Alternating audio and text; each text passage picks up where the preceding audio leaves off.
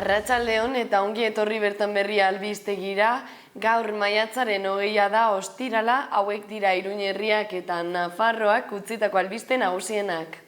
Nafarroko gobernuaren 7 haurreskolek sektorean maiatzaren 2tik egiten ari den grebarekin bat egin dute. Atzo Nafarroko parlamentuaren aintzinean konzentrazioa egin zuten.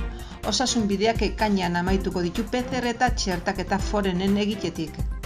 Aitameni klinika irabazi gutxigo, eraikin gutxiago eta lan baldintza hobeak langilentzat izenburupean prentsa oharra argitaratu du. Udako Euskal Unibertsitatearen udako ikastaroek 50 urte beteko dituzte aurten eta edizio berezia izango da. Maiatzaren 27 eta 28 EH Bildu bere lehen konferentzi municipalista egingo du Iruñan. Podemos Navarraren interpelazio bati erantzunez Nafarroko gobernuak iragarri du gizarte ekonomiako 4.000 enplegu eta 360 enpresa baino gehiago sortzea espero duela 2021 eta 2025 urte bitartean. Hazienda Azlen elkartek 400.000 euro izanen dituzte behi ardi eta zaldi arraza autoktonoak zaintzeko. 2019ko San Ferminetan Iruñako alkateari edalontzi bat bota eta iraintzeagatik gazte bat zigortu dute. Iruñeko udalak 1000 plaza baino gehiago eskaintzen ditu San Bartolome Fortinean aurrentzako jardueretan. Iruñeko udalaren mudantza programak 10 bat ikastetxe eta institutora eramanen du arte garaikidea ikasturte honetan. Iruñeko udalak ostiralean irekiko du Oberena, Txantrea, Arrotxapea eta Maiako igerilekuetan udako denboraldirako 273 abonamendu zozketatzeko epea. Fem kultura emakumen presentzia aldarrikatzen du sorkuntza artistiko garaikidean laborategien instalazioen eta kultur proposamenen bidez erreferentziazko 5 sortzailerekin. Iruñeko udalak hirian bizikletaren erabilerari buruzko prestakuntza ikastaroak emango dizkie salerosketanen biktima diren emakumei. Ansoaingo udalak jarduera programa bat antolatu du LGTBI fobiaren aurkako nazioarteko eguna eta sexu askatasunean eguna direla eta jarduerak maiatzaren 26tik ekainaren 2 bitartea egingo dira.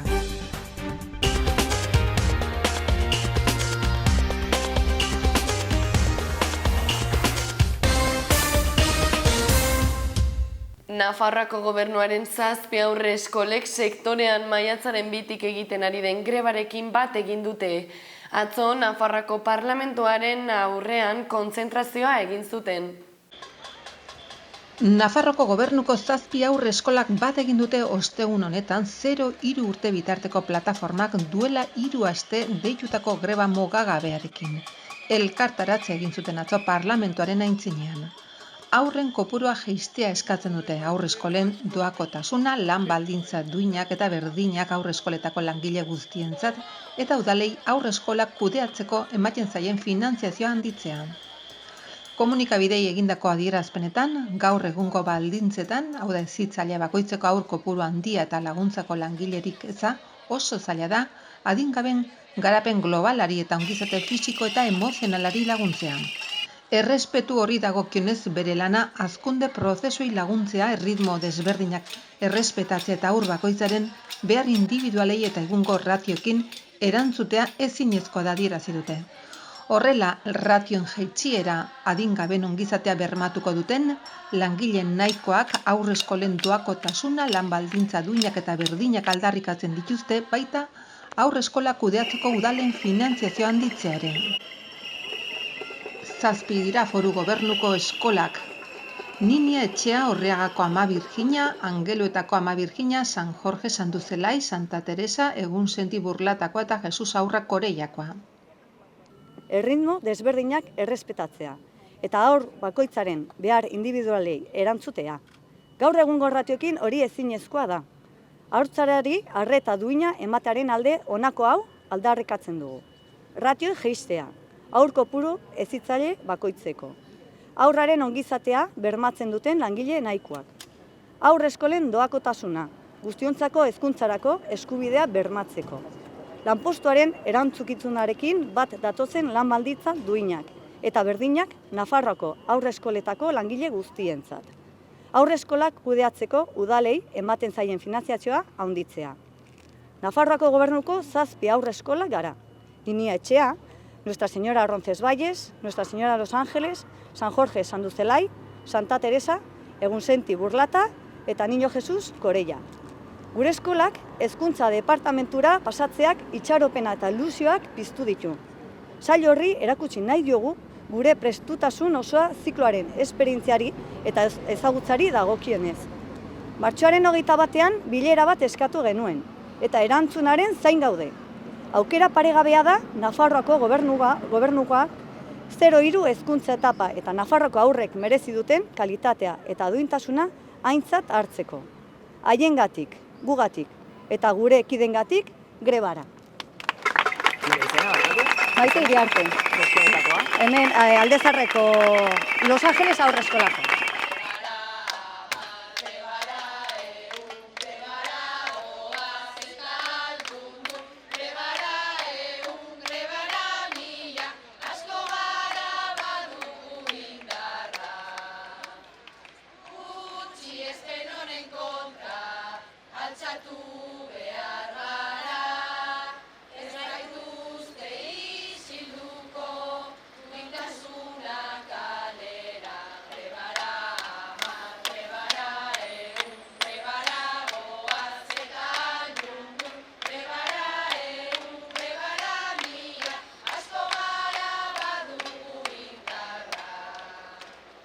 Osasunbideak ekainean amaituko ditu PCR eta txertaketak foremen egitetik.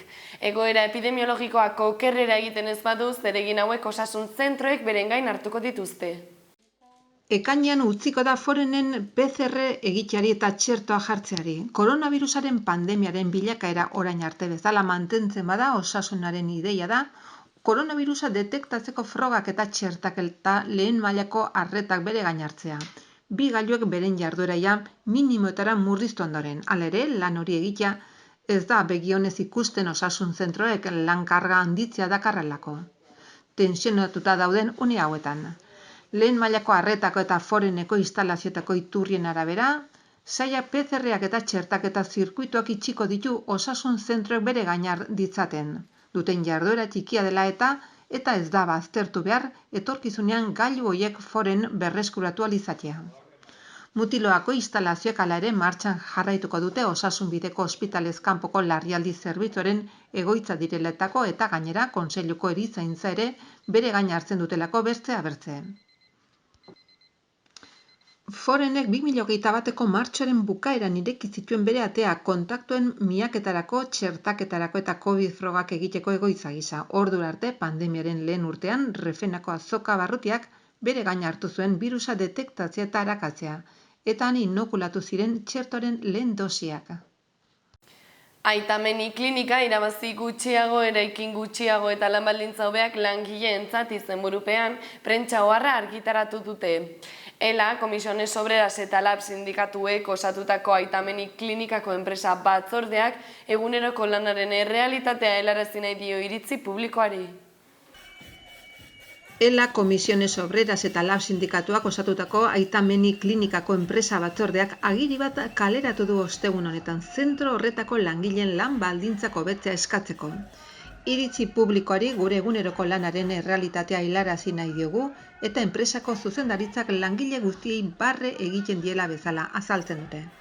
Dokumentu horretan batzordeak onartu du urtebete baino gehiago ematen duela hitzarmen kolektiboa negoziatzen. Negoziazio hori blokeatzen jarraitzen duen zuzendaritza baten aurrean gaude lan baldintzako hobetzari buruz batzordeak egindako proposamenik onartzen ez duena eta langileen erosteko ahalmena nabarmen murrizten duena deitoratzen du.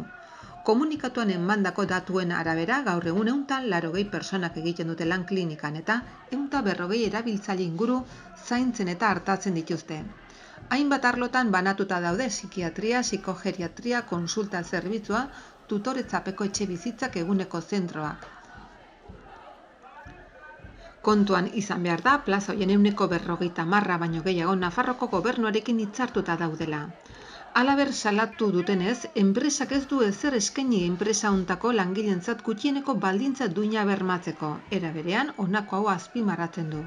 Bere baldintzekin jokatzea inolako erantzunkizunik gabe eta hitzarmeneko negoziazio baten langileen ordezkariekiko jarrera horrekin errespetu eta erantzunkizun falta handia da. Izan ere, enpresa batzordeak ohar horretan gogorarazi du plantilla hori dela hainbeste arrotzen duten kalitatea eta profesionaltasuna eskaintzen duena. Haren ustez erakunde horrek margina ekonomikoa eta onurak ditu, langileen lan baldintzak nabarmen hobetzeko, baina nahiago du etekin gehiago izatea eta eraikin berriak eraikitzea, kontuan hartu gabe langile gehiago beharko lituzkela hoiek betetzeko eta merezi duten bezala hartatzeko. Horrela, instalazio berrien eraikuntzari egiten diote erreferentzia. Negoziazioaren hasieratik batzordeak oro har argi eta bidezkotzat jotzen dituen eskaerak ditu. Hau da gure jarrera eta tinko eutsiko diogu elkarri. Langileek aldarrikapen horiek guztiak merezi dituztela ere esaten du. Pandemia garaian dena ematen dute urteak daramatzaten lan baldintza prekarioekin eta lan karga neurri gabeekin. Horri guztiari gehitu behar zaio, arreta berezitasun oso zorrotza dituen eta hartatzen den erabiltzaile motagatik espezializatutako profesionala behar dituen zentro baten lan egiten dutela. Enpresa batzordeak klinikako zuzendaritzari eskatzen dio ahaleginak egin ditzala enpresa hitzarmen bat negoziatzeko duen plantilla eta profesionaltasun handia aintzatesteko edukiarekin gaineratu du. Nafarroko gobernuari ere zuzendu zaio batzordea, erakunde honek ematen duen zerbitzu eta prestazio ikuskatzea eskatzen du, baita eskaintzen den lan baldintzak ere. UEUren udako ikastaroek 50 urte beteko dituzte aurten eta edizio berezia izango da. UEUk 22 jardunaldi eta topaketa antolatu ditu hainbat eragileekin elkarlanean, euskal gizartearentzat garrantzitsuak diren gaien inguruan hausnartzeko helburuarekin. Udako Euskal Unibertsitatearen udako ikastaroak 50 urte beteko dituzte aurten eta edizio berezia izango da. UEUk 22 jardunaldi eta topaketa antolatu ditu hainbat eragileekin elkarlanean, euskal gizartearentzat garrantzitsua diren gaien inguruan hausnartzeko helburuarekin. Iruñan 2 jardunaldi eta 4 ikastaro eskainiko ditu. Horretaz gain, ekainean Euskal Herrikoia hiriburu guztietan udako Euskal Unibertsitateak festak prestatu dituzte. Ekainaren 7 egingo dute Iruñan. Orain dela 50 urte zalantzan jartzen zen, ia euskarak balio zuen unibertsitateko gauzak ikasteko. Espainiako presidente Adolfo Suárezek esaten zuen, nola ikasiko dute fisika nuklear euskeraz. Zinezkoa zen. Bueno, orduko utopia hau gaur egunean gertuago dago urte guzti horietan, udako ikastaro horietan, materialak, irakasleak eta danak prestatu direlako. Oso pozik gaude, UEU bakarrik ez du egin, beste erakunde batzuk parte hartu dute abentura honetan, eta gaur egunean esan dezakegu baietz. Unibertsitateko hainbat gradu euskeraz ikas daitezkela normalitate osoarekin. Urtero, 2 urterik behin, azken aldian antolatzen ditugu, ikergazte kongresua, ikerketa ere euskeraz egin daitekela eta modu oso sortzaile batean erakusteko. Euskera badabil unibertsitateko gaietan. Hau da gure garaipena, baina oraindik ez dugu dana lortu. Oraindik lortu nahi ditugu beste helburu batzuk Euskal Unibertsitatea benetan euskeraz arituko dana. Hori da gure helburua. Orduan, aurten guretza da ikastaro hauetan antolatzea ikastaroak, gehiago lantzeko, baina baita zentzu ludikoan. Indarrak behar ditugu hori ondo egiteko eta komunitatearekin, jendearekin ondo pasatzen ere.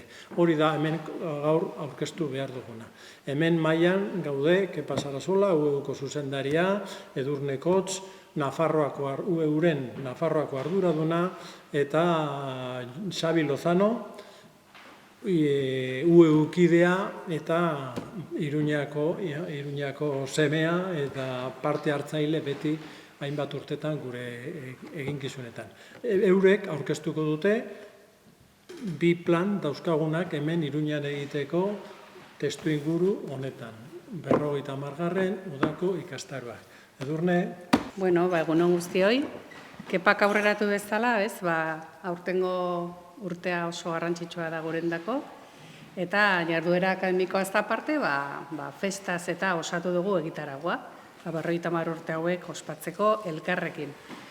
Euskal Herri osoan barrena 22 jardunaldi antolatu ditugu, 3 astetan zehar eskainiko ditugunak, eta, bueno, aldik eta jende gehien elkartzeko ideiarekin eta nahiarekin prezio simbolikoa jarri dugu, ezta? 10 eurotan jarri dugu, eta berola jendetza animatzen den parte hartzera.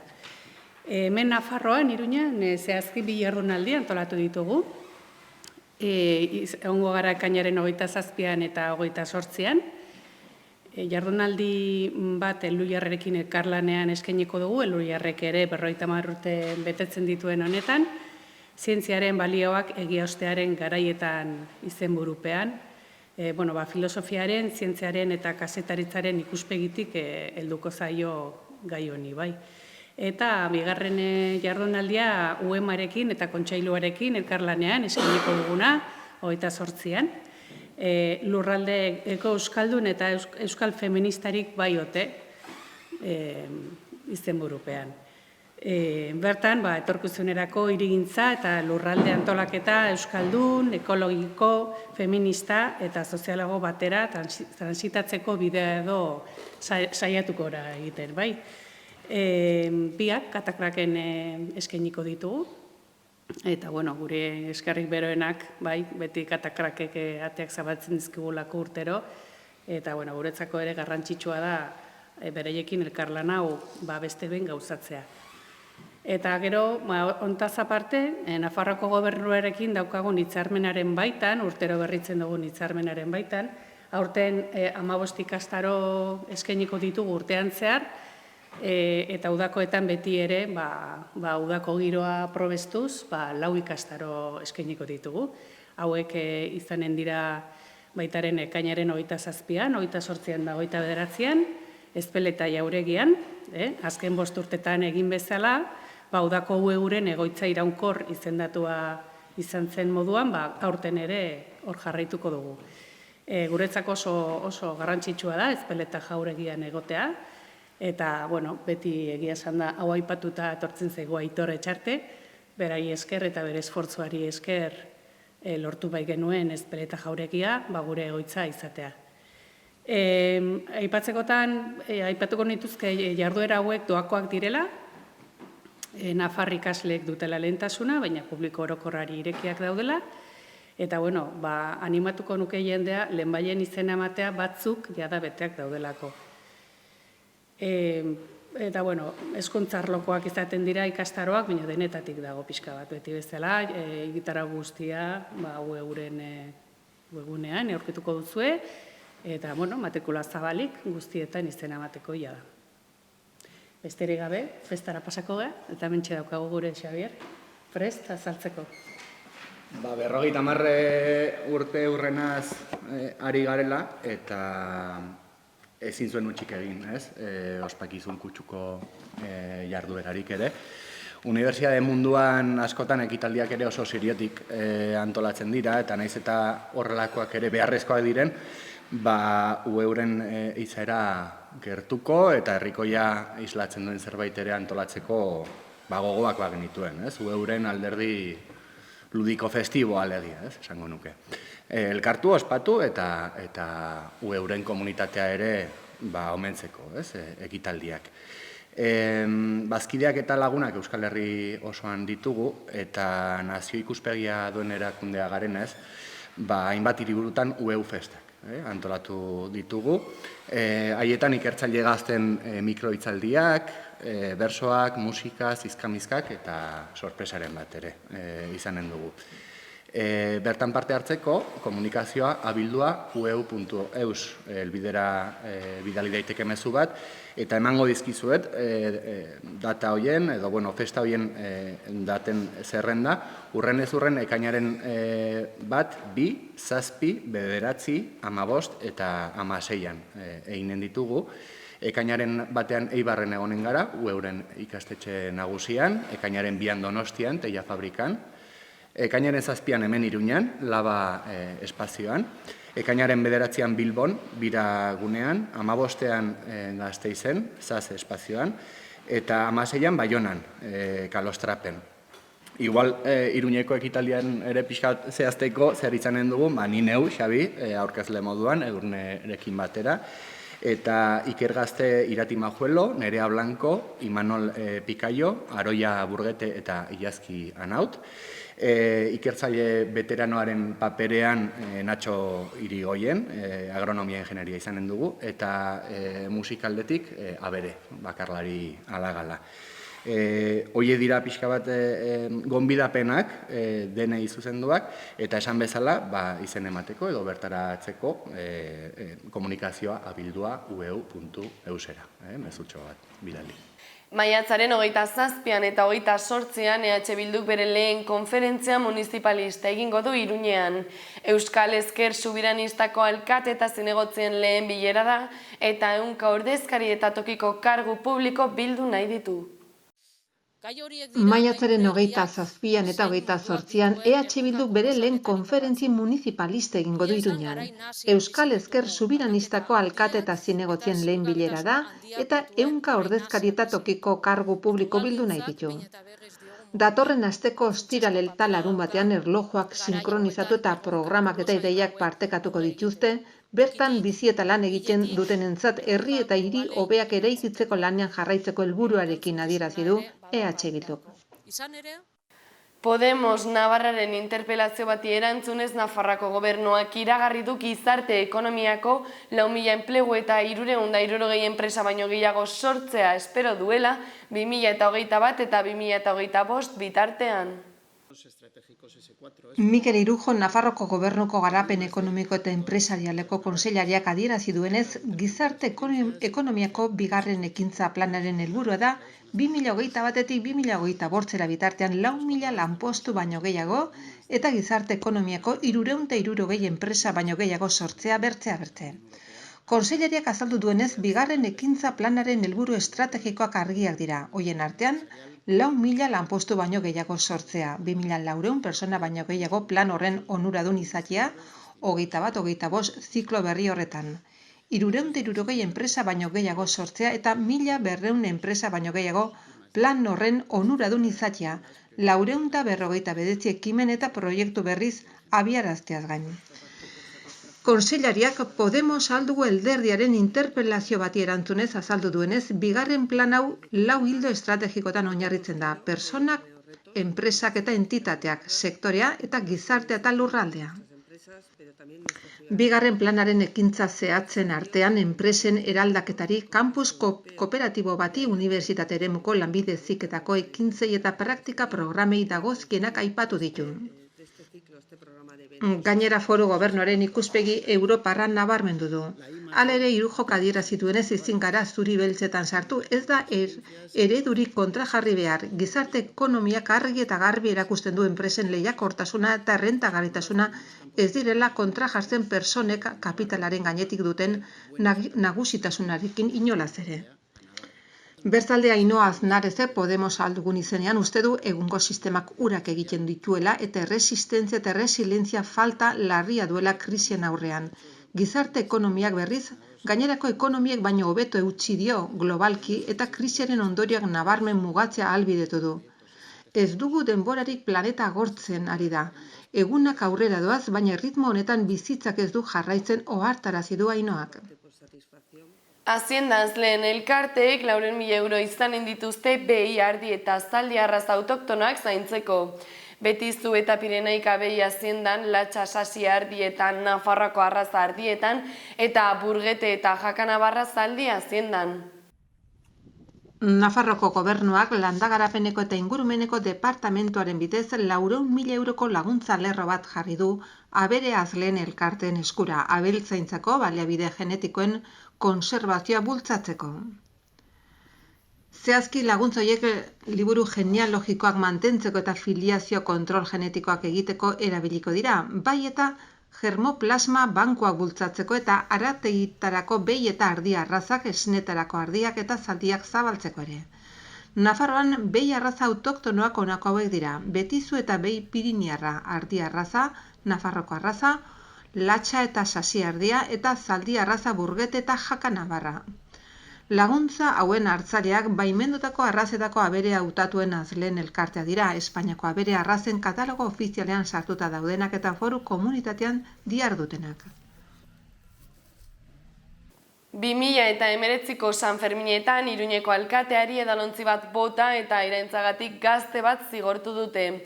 9 hilabeteko espetxe zigorra jarri diote, hala ere ez du espetxean sartu behar izango. 23 urteko gazte batek atentatu delitua egotzita 9 hilabeteko espetxe zigorra jaso du. Ebazpena, Nafarroko Auzitegiko bigarren sekzioak egin du 2019ko San Ferminetako prozesioan izandako hainbat gertakariren harira. Bertan, zigortutakoak ustez likidoz betetako edalontzi bat bota zuen eta honek udaltzain bat jo zuen. Gainera, epaiaren arabera gazteak iraina bota zizkion Navarra Sumako Enrique Maia alkateari. Akusatuak hurrengo 2 urtetan deliturik berriro ez egiteko baldintzapean ez du espetxean sartu behar izanen, gainera 240 euroko isuna ezarri diote agintaritzari zor zaion errespetu eta begirune falta izateagatik. Adostasun idazkiaren arabera, gertakaria 2019ko uztailaren 7ko goizan gertatu ziren Iruñeko Aldezarreko kalean San Ferminetako prozesioa zela eta. Iruñeko udalak 1000 plaza baino gehiago eskaintzen ditu San Bartolome Fontinean aurrentzako jardueretan. Larunbat honetan hasiko da familia programazioa instalazio honetan eta 6 proposamen mota bilduko ditu maiatza eta iraila bitartean. San Bartolome Fortinak heldu den larunbatean, maiatzako 21 irekiko ditu ateak familigiroko programazio zabalarekin. Jolasak, asmakizunak eta tailerrak erabiliz, Iruñeko gotorlekuak interpretatzeko zentroa 5 eta 14 urte bitarteko haurrak dituzten familientzako aisialdiko erreferente bihurtu nahi duena. Proposamenak profil ezberdineko 6 jarduera ditu, adin tarte desberdineko adingabeentzat. 1000 plaza erabilgarri baino gehiago izan arte. Jardueren txandek data zehatzak dituzte eta euskeraz eta gaztelaniaz egiteko aukera dago. Doakoak dira eta kostua dutenak 3 euro dira persona bakoitzeko. Jarduera guztietarako erreserbak egin behar dira. ayuntamiento.pamplona.sacatuentrada.es webgunean. Iruñeko udalaren mudanza programak 10 bat ikastetxe eta institutura eraman du arte garaikidea ikasturte honetan. Udaletxeko arte garaikideko bildumako artelanak biltzen dituen mikroerakusketa egin dute ikastetxeek 15 egunez. Arte garaikidea ikaslei hurbiltzeko eta haren bidez haien adierazpen eta sormen trebetasunak sustatu eta haien begirada ezteko xedez, Iruñeko udalaren enmudanza ibiltari programak arte zentro txiki bihurtu ditu 9 eskola ikasturte honetan. Gelak lehen personan arteaz gozatzeko museo txiki bihurtu dira eta bertan obrak begiratzeaz gain ikaslek sormen prozesuan parte hartu dute lantegien eta jardueren bidez. Espiritu horrekin ikastetxe bakoizean 2 astez egonda ikusgai Iruñeko udalaren arte garaikidearen bildumako 6 obra dituen mikroerakusketa. Iruñeko udalak ostiralean irekiko du Oberena, Txantrea, Arrotxapea eta Amaiako igerilekuetan udako denboraldirako 273 abonamendu zozketatzeko epea. Izen emateak maiatzaren 27 arte egin daitezke 010 telefonaren bidez, abonamendua kirol instalazio bakoitzean jasoko dira. Iruñeko udalak maiatzaren 20tik 27 irekiko du Oberena, Txantrea kirol elkartea, Arrotxapea kirol elkartea eta Amaia igerilekuetan udako denboraldirako 273 abonuren zozketan izen emateko epea. Izen emateak 010 edo 944-420-100 telefonoaren bidez egingo dira astelenetik ostiralera 8:00-tik 7:00 eta larunbatetan 9:30-tik 13:00. Abonuen zozketa maiatzaren 31an izango da 10:00. Abonamenduak udako denboraldian erabili ahal izango dira instalazio bakoitzaren egutegiaren arabera. Zehazki 273 abonuak honela banatzen dira. 75 Oberena erakunderako, 100 Txantrearako, 78 Arrotxapea eta 30 Amaian. 2022ko urtarrilaren 1 baino lehen Iruñan erroldatutako persona guztiek parte hartu ahal izango dute zozketan. Kanpoan geratuko dira bazkide izateari utzi diotenak, erakunde bakoitzaren araudia aplikatuta, bai eta azken 5 urtetan borondatezko baja hartu dutenak ere. Eskaera bakarra egin ahal izango da igerileku bakar baterako. Bikoiztasuna egiaztatzen bada eskaerak ezabatu egingo dira.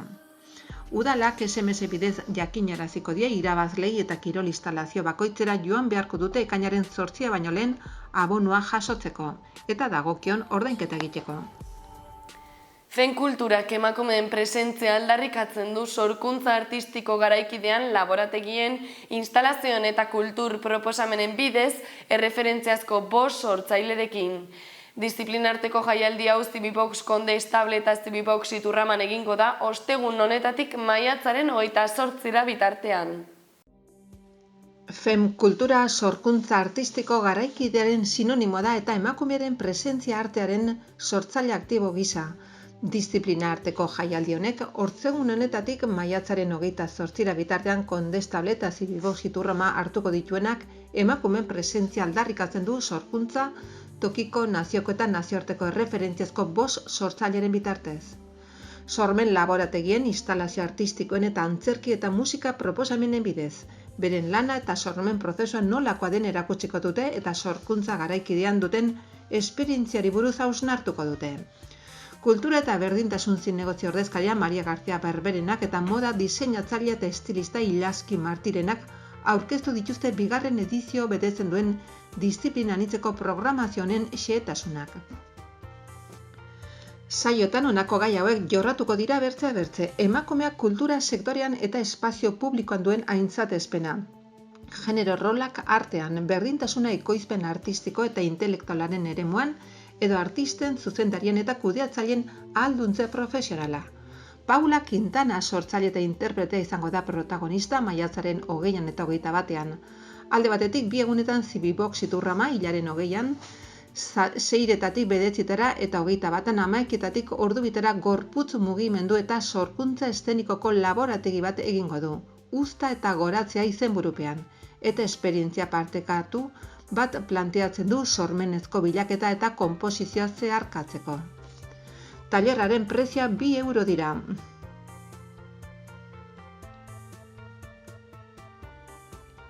Bertzetik, Paula Quintana maiatzaren 21an, 7:30 Zibibox Iturraman Las Alegrias dantzatuko du alaitasuna indar sortzaile, eraldatzaile eta iraultzaile gisa 2 gorputzen arteko elkarrizketa dantzatua. Iruñeko udalak hirian bizikletaren erabilerari buruzko prestakuntza ikastaroak emango dizkie salerosketaren biktima diren emakumeei. Ikastaro hauek udalak salerosketaren aurkako ekintza elkartearekin sinatutako hitzarmenaren parte dira.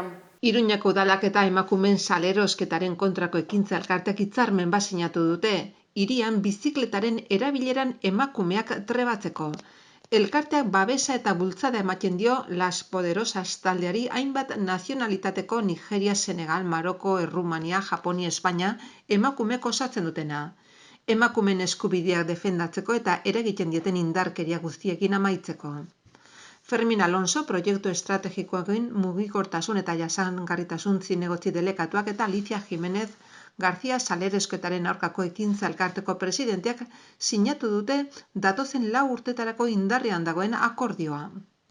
Antsoaingo udalak jarduera programa bat antolatu du LGTBI fobiaren aurkako nazioarteko eguna eta sexu askatasunen eguna direla eta. Jarduera maiatzaren 26tik ekainaren 2 bitartean egingo dira.